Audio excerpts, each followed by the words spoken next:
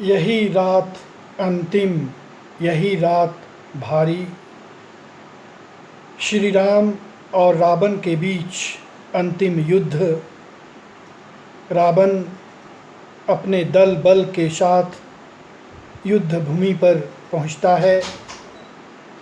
श्री राम को नया रथ देखकर अपने सारथी से कहता है, अवश्य ही ये देवताओं का षड्यंत्र होगा। सारथी कहता है, हाँ महाराज, मैं इस रथ को भली भांति जानता हूँ। ये स्वयं भगवान इंद्र का रथ है। तब रावण कहता है, इंद्र की ये साहस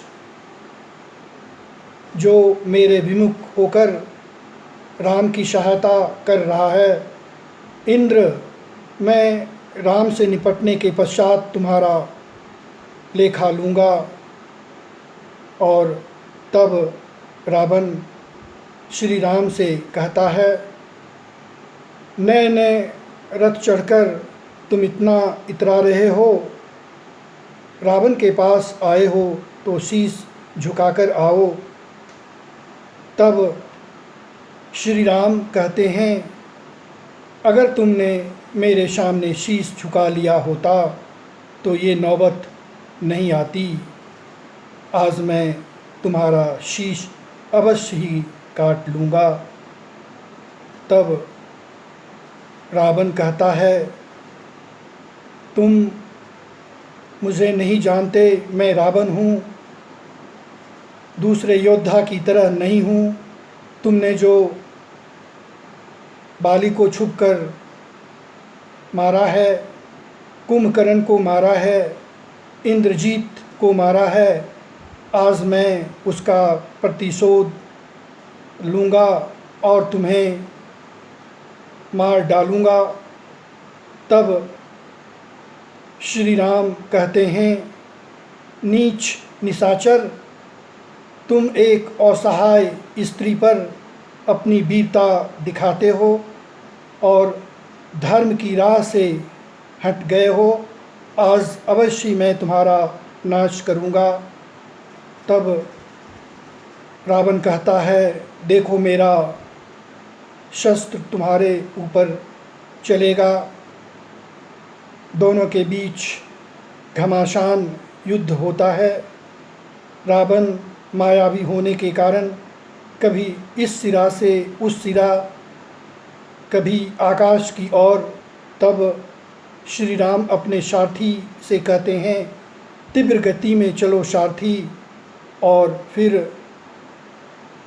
श्री राम आकाश में पहुंचते हैं और रावण पर प्रहार करते हैं। रावण का सिर कटता है और फिर 10 सिर स्थापित हो जाता है। इससे श्री राम परेशान हो जाते हैं।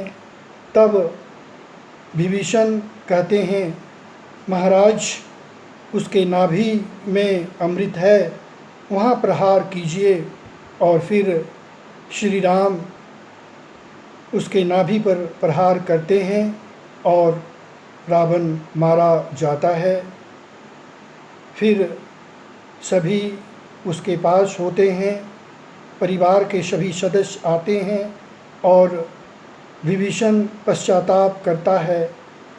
तब श्री राम समझाते हैं और कहते हैं, जाइए महाराज, आप अपने तरह से इसके लिए क्रियाकर्म कीजिए और इस तरह से श्री राम की विजय होती है।